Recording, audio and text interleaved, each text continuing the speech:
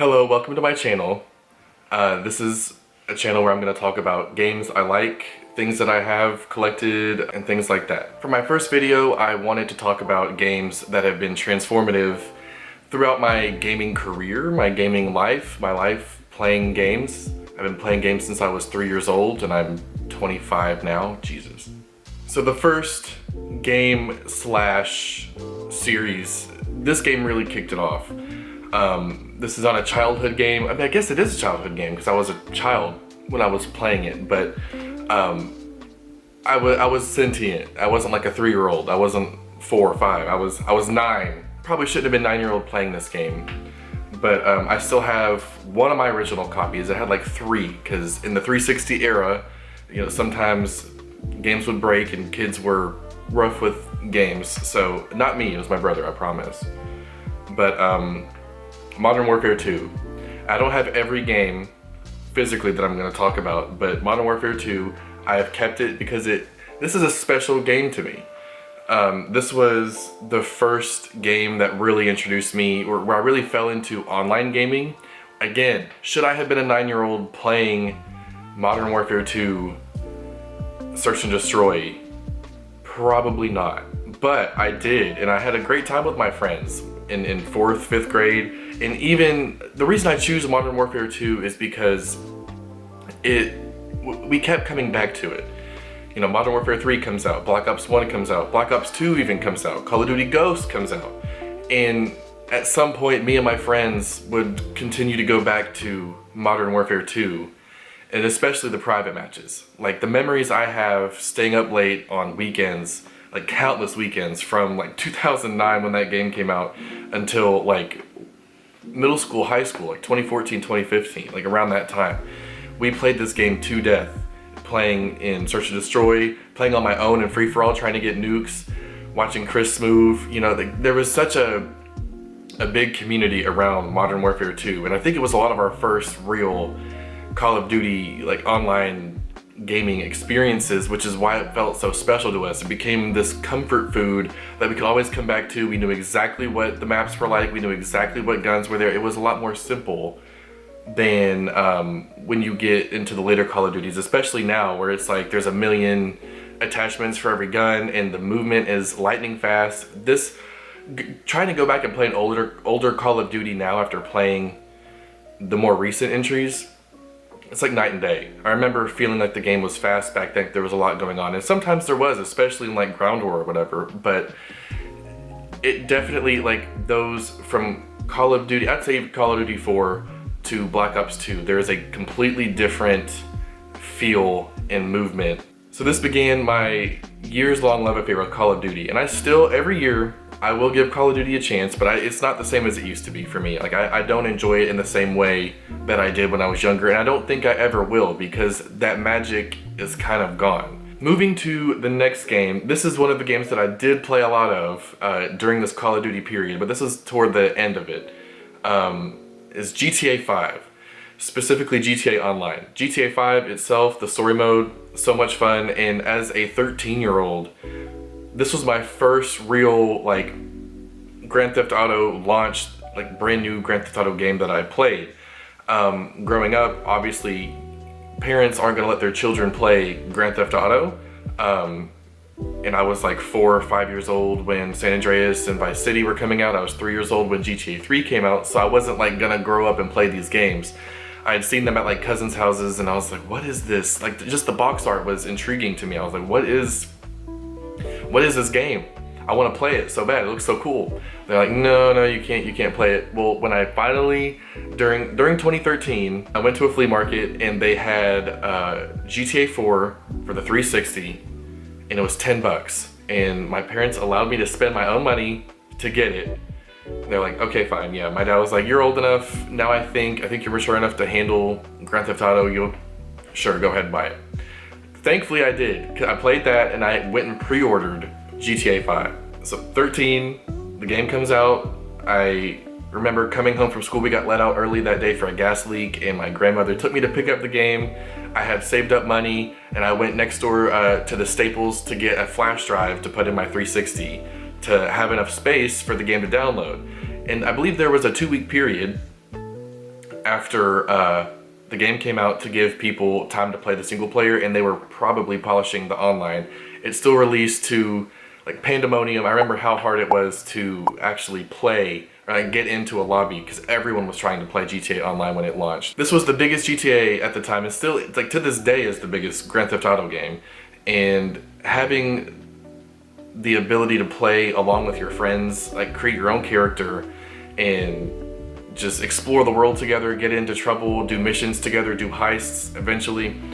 It was just so much fun. And not only was it like fun to play with your friends, but it also shaped my music taste. I am a big fan of 90s hip hop, and I don't know if I would be as big of a fan of it if it wasn't for the West Coast Classics radio station on GTA 5. Still, every now and then there will be a few friends that still want to play and we can hop on, or I'll get a little GTA Online bug and I'll go do some missions for a few nights while listening to a podcast or watching a YouTube show. Like, it's just always been around, and it's crazy to think that we're maybe a year away from getting GTA 6. Granted, it doesn't get delayed one more time. I think we're good for November, but I don't know if the game will live up to my expectations or anyone's expectations because of how much is riding on this release. It's the biggest game release of all time, and I'm just going to accept it for what it is when it finally comes out. So the next game is Persona 5, and this was the game that really got me into, or taught me that I could enjoy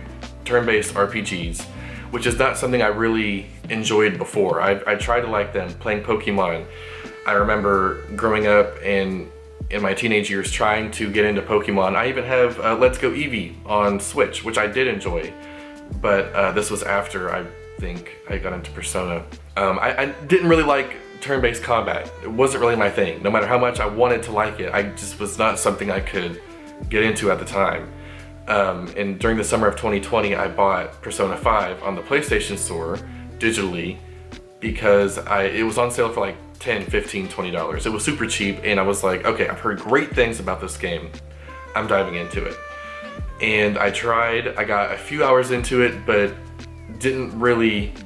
wasn't really clicking with me at the time. But fast forward a few months later into the fall of 2020, it really hooked me. I started playing it again. I got past the early stage when the game opened up, like the first 10 hours, which is a crazy amount of time to play a game before you're like, okay, now I'm really enjoying it. But sometimes with RPGs like that, that's how it is, because it has to explain the game to you. But fell in love with the characters, really enjoyed, exploring Mementos, I believe is what it was called.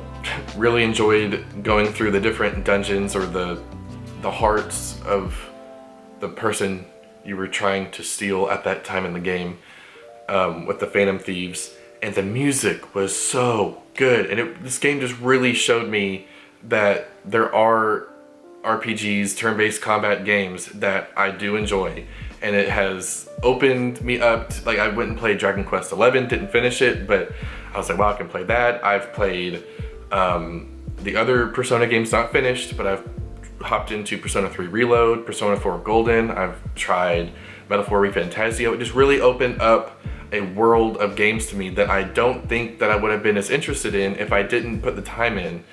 And the way this game immersed me was crazy. Like during 2020, when I was home for winter break from college, and the only thing that was on my mind was finishing Persona 5, because I had gotten through so much of the game at that point, and I kept feeling like I was getting close to the end, but it would be like, nope, you're gonna fight a huge monster that looks like a penis, and then you're gonna fight a god, and then you're gonna fight an even bigger version of that god, and then you get to go and see the ending of this game. It just felt like it was never ending. I remember playing for 5, 6, 7 hours and then finally taking a break, not realizing how long I'd been playing, and thinking to myself, why do I feel so weak? Like, why am I lightheaded? It's because I wasn't eating, and that's not good. I should not have done that, but that just shows you how involved and immersed I was in this game at the time. When I finally beat the game, I clocked in 87 hours and 43 minutes, which feels like it's on the lower end, because I've heard people go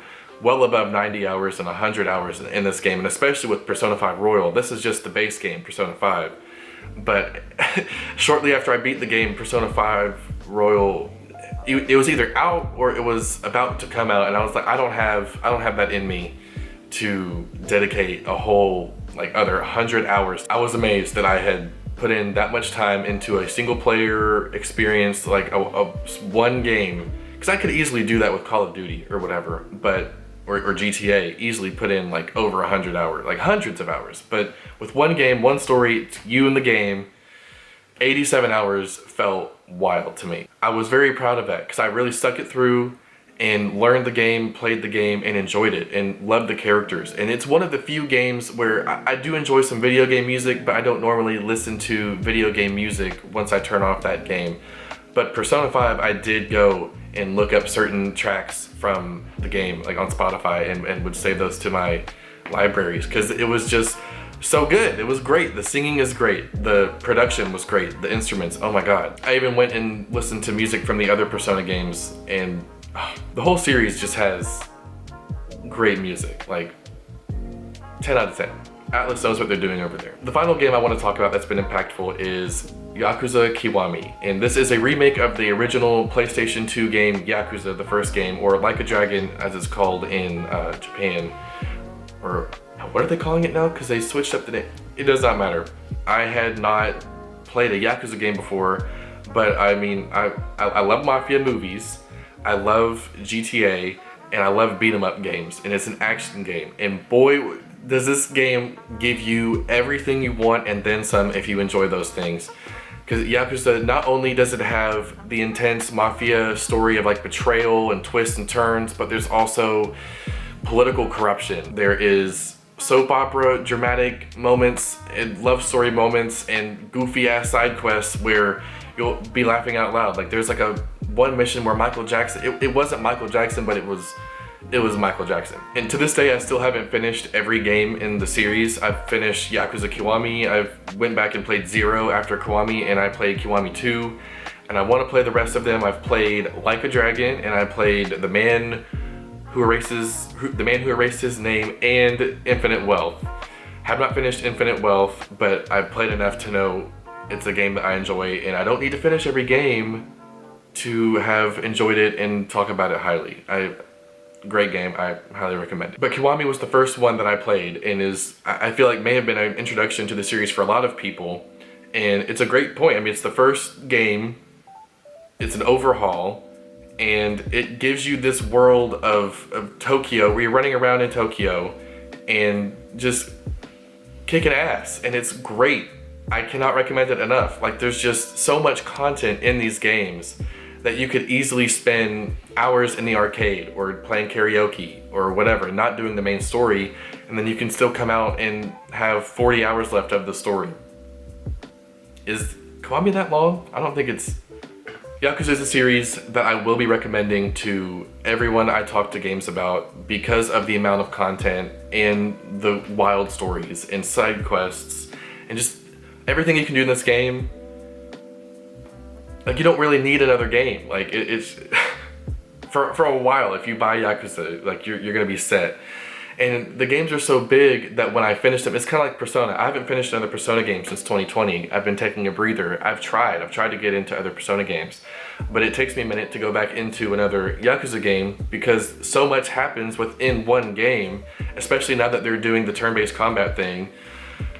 The games have gotten so much longer, it feels like, and it wears you out before you have to move to the next one. It's like, okay, let me just digest this entire game before I move on to the next. Some people might be able to just hop through them, but for me, I need a moment. Cannot recommend it enough. These games are on sale all the time, and everyone should buy them and have them in their libraries to dive into at some point. I think it's just impactful to me because, I mean, even after playing GTA 5, playing a game like Yakuza with the content that it has, and its way of taking you through a summer blockbuster, through a soap opera, through a goofy comedy, like in different moments of the game. I had never really experienced something like that. I mean, and GTA kind of does that, but GTA is a lot more satirical and doesn't take itself too seriously. Neither does Yakuza, but there are a lot more serious moments to me, it feels like, in Yakuza, coupled with its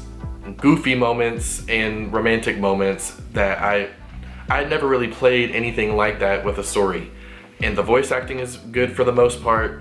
I can't say enough great things about Yakuza, except it does get a little repetitive at some points. I mean, you're just beating up like hordes of dudes in different areas, but I really enjoy it. I really enjoy it. Right, running through like levels in a building of mafia dudes with swords, and they have huge health bars, and you're trying to work your way through and make sure you have enough health to get through it, and you're dodging and doing the power moves, the quick time events.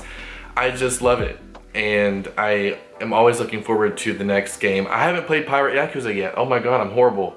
So this has been the most impactful games of my life, and this is not an exhaustive list. I could easily do a second video probably of games that I played growing up that help hold a lot of nostalgia for me, but have steered me in a certain direction one way or another when playing games as I've gotten older, or things that I've thought about ever since playing those games.